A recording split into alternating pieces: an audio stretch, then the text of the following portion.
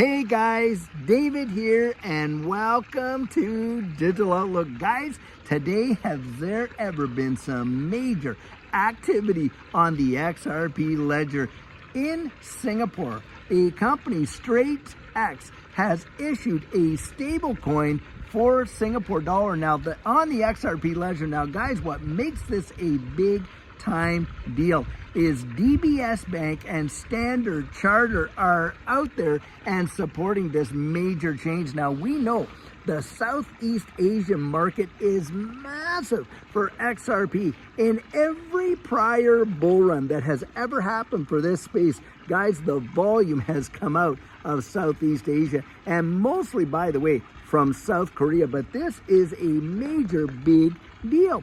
Why? Well, because we are seeing the utilization of XRP and the XRP ledger with the issuance of these stablecoins. Remember, guys, that we're talking about liquidity like RLUSD as a stablecoin, providing liquidity for XRP. Here we have another stablecoin issued there that is going to have to be utilizing XRP. Listen, guys, nothing can operate on the XRP ledger without the utilization of XRP. This creates a demand and, of course, a trading pair and liquidity for the XRP on the XRP ledger. And what we're watching seriously is big-time institutional adoption in the space. Now, I am going to link the article right down here. You can read it for yourself.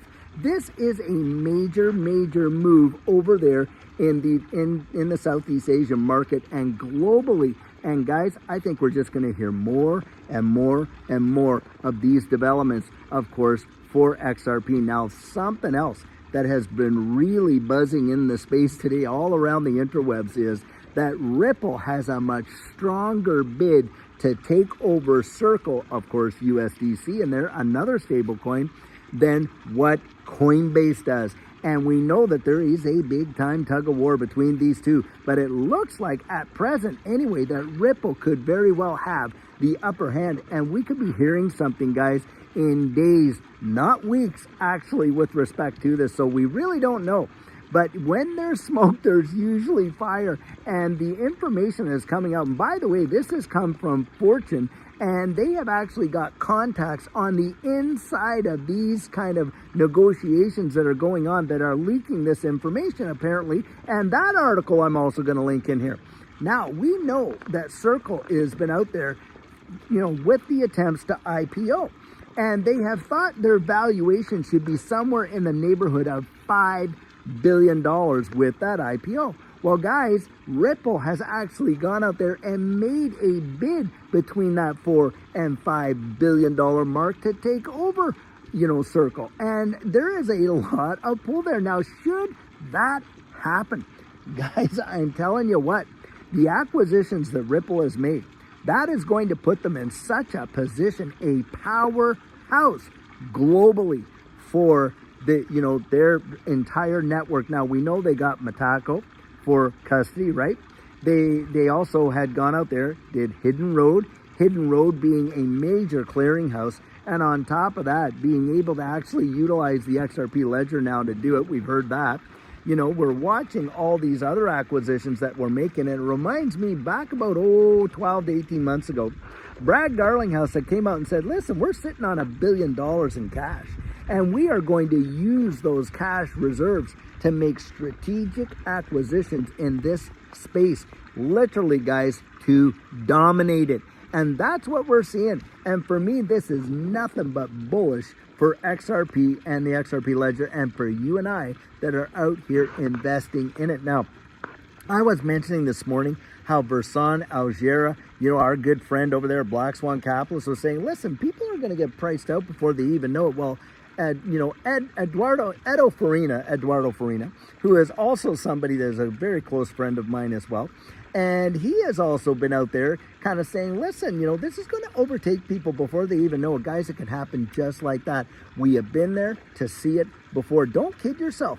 There are times when I was sitting there and you would think nothing, and I mean nothing, was going to move it. And all of a sudden, bang, out of nowhere, it literally shot off. How many people were acquiring, out there, you guys, your XRP before November of 2024?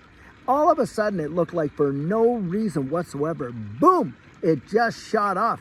And here we've been consolidating between that $2.50, $3 range for a good while. Well, a lot of technical analysts are saying, guys, get ready. We could literally be on the launching pad of a massive move for XRP. Whales out there accumulating it like crazy. And in fact, Jake Claver had a program this morning. And boy, something that he found out has made him as bullish as can be. Now, he didn't disclose it, and I tried to get it out of him, but, he wasn't budging. But there's stuff happening in this space. And a lot of people that sit there and poo-poo it, oh, this isn't going to do anything. Oh, that's going to be, oh, I've heard it so many times before. They said that. You look at those posts way back there in 2017 on Reddit. Read them and find out what the sentiment was there. Go back to the bull run that Judy and I were a part in. And I'll tell you, if you think the sentiment was bad in that 2017 to 2018 run, what was going on in 2020 to 2021 would blow your ever-loving mind. Of course, the lawsuit got laid, of course, in December of 2020. And the sentiment, I kid you not, people were literally saying that XRP was over, it was done, it was going to zero, blah, blah, blah, on and on and on. And within 4 months, guys, did a 1,200% move. You think about that. A lot of times, all the sentiment out there in this space of what people think and say in the FUD, guys, you can't even add that to the equation. A lot of people are throwing out, oh, well, the market cap would have to be this and that, whatever. Do you realize the market cap for XRP right now beats like Nike and a bunch of, I think it even beats Disney and a bunch of other ones out there?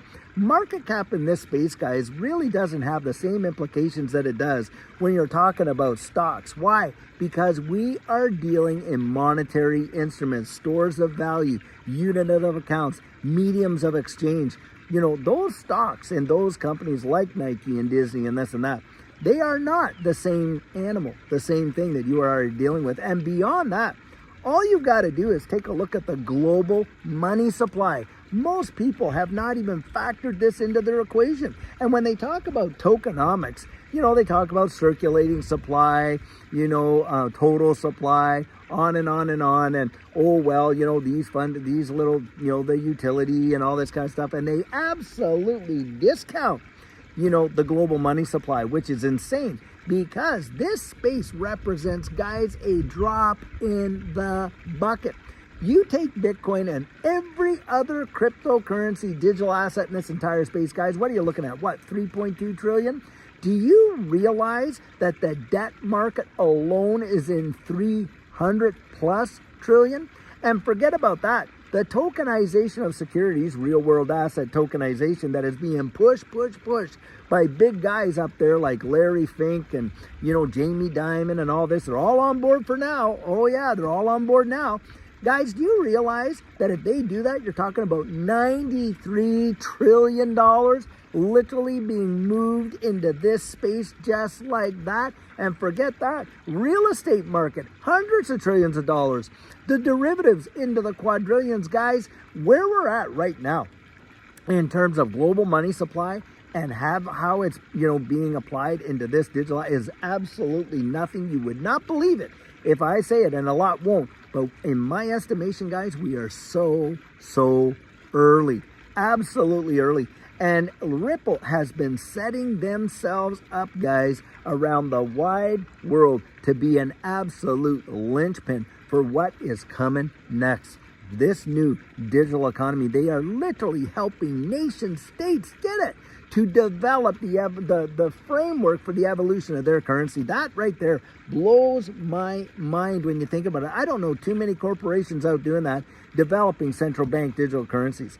On top of that, absolutely being able to solve the nostro-vostro problem. And we know, guys, that they are working in unison with this current system, and SWIFT being a part of that. A lot of people think, well, Ripple's just going to take over SWIFT. Well, I'm not so sure if they will. I think, guys, you're going to see a hand fit right into a glove just like that. And you are going to watch things happen that you thought were never even possible. And the new, financial system that they are going to employ is going to come on the scene. It's going to blow most people away. And I agree with Verson.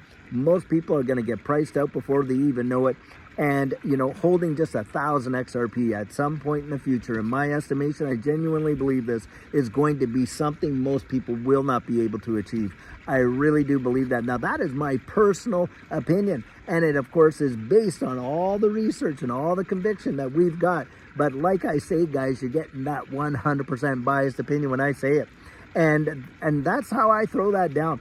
I mean, too many people are out there and they're basing all their hope, all their expectation on what this guy did, what that one said, what this one over here, and all this and that, and haven't even developed their own, you know, conviction on the inside. Don't let that be you.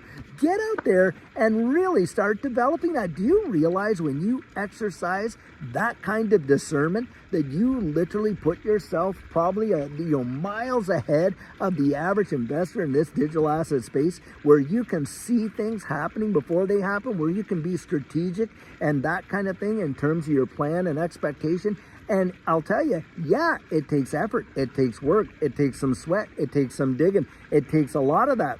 Absolutely, for sure. But think about it in this way. You are literally sowing your hard-earned seed, that money that you have earned into this space as an investment, hoping to see, guys, a return on that investment. You are not out there literally at the craps table in Vegas just throwing down dice. That is not what you're doing.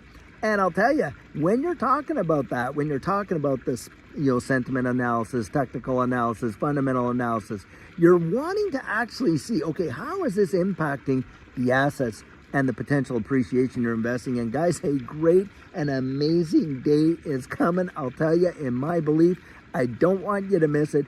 Get out there, do what you can do. Get yourself as strategic as you possibly can. I'll tell you what, Judy and I, we did that. It just did wonders for us, guys. And I want you to make it, guys. I want you to make it. I want you sitting right there beside me when we absolutely jettison right through the atmosphere, way past the moon and straight through Jupiter. I'll tell you what, guys, amazing, amazing, amazing. And until tomorrow, we're going to have another fantastic video for you. And guys, until then, have a great one and take care.